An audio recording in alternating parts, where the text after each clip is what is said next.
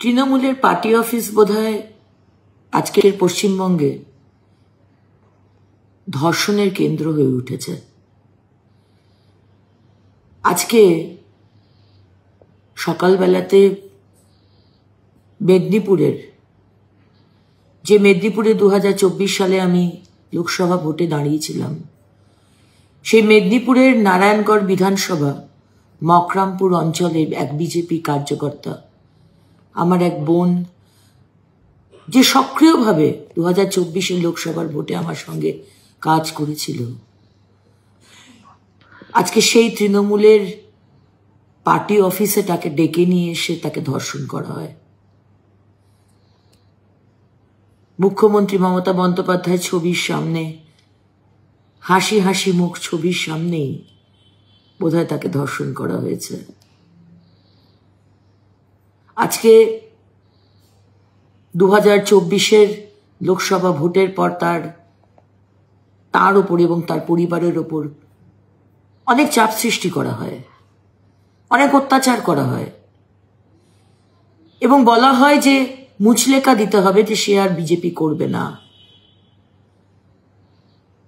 এবং আমাদের সেই স্থানীয় নেতৃত্বের সাথে কথা বলে আজকে আমাদের বোন গেছিল সেই তৃণমূলের পার্টি অফিসে মুচলেখা দিতে, এবং সেইখানে তৃণমূলের অঞ্চল সভাপতি, নোটোরিয়াস ক্রিমিনাল লক্ষ্মী শীট এবং তার সেখানকার তৃণমূলের পার্টি অফিসে উপস্থিত কিছু মানুষ তার হাত ধরে পা ধরে লক্ষ্মী শীট অঞ্চল সভাপতি তাকে ধর্ষণ করে।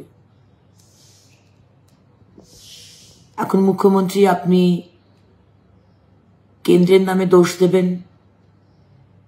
আমাদের বিজেপির নামে হয়তো দোষ দেবেন, বা আমার বোনটার চরিত্র নিয়ে কাটাছেড়া করবেন, তাই না? তৃণমূল পশ্চিমবঙ্গে চুরি, কাটমানি, তোলাবাজি, সিন্ডিকেট এসব কিছুকে অগ্রাধিকার মেনে চলে এসেছে।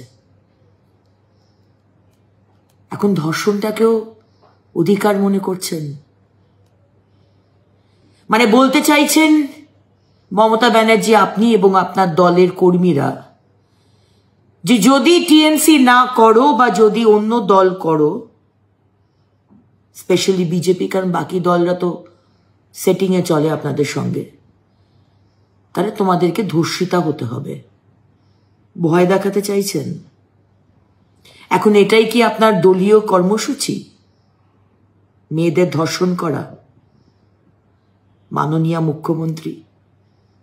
তাই আগামীকাল 10 তারিখ, 10ই মার্চ দুপুর 2টোর সময় মেদিনীপুরের ডিএম অফিসের সামনে, কালেক্টর অফিসের সামনে যে 3 মাথার মোড়, সেখানে আমরা ভারতীয় জনতা পার্টির কার্যকর্তা এবং সাধারণ মানুষ আমরা আন্দোলনে বসবো। পুলিশের থেকে বিচার চাই, প্রশাসনের কাছ থেকে বিচার চাই।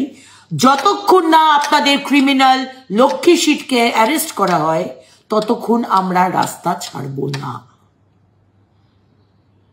মহিলাদের ইজ্জত বিক্রির জন্য নয়।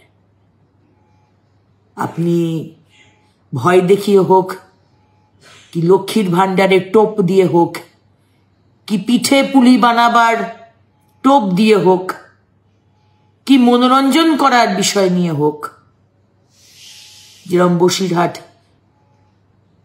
বালুরঘাটের ট্রেনের ঘটনা, আমরা মহিলারা আমাদের ইজ্জত কিন্তু বিক্রির জন্য নয়।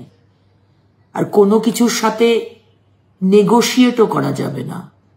আমাদের ইজ্জত আমাদের, তাই আমাদের বিচার চাই। আগামীকাল দুপুর 2টো মেদিনীপুর বিধানসভায় ডিএম অফিসের সামনে আমরা আন্দোলনে বসবো। আমাদের মেয়ে, বাংলার মেয়ে যে রেগুলার ধর্ষিতা হচ্ছে এবং এখন বাড়ির মধ্যে আপনারা ঢুকে পড়েছেন, আমাদের ইজ্জত নিয়ে ছিনিমিনি খেলছেন, এগুলো কিন্তু আমরা সহ্য করব না। আমাদের ভিডিও ভালো লাগলে লাইক এবং শেয়ার করুন। কমেন্ট সেকশনে গিয়ে জানান আপনাদের মতামত। আরও ভিডিও পেতে আমাদের চ্যানেল সাবস্ক্রাইব করুন এবং প্রতি মুহূর্তে খবরের আপডেট পেতে প্রেস করুন বেল আইকন।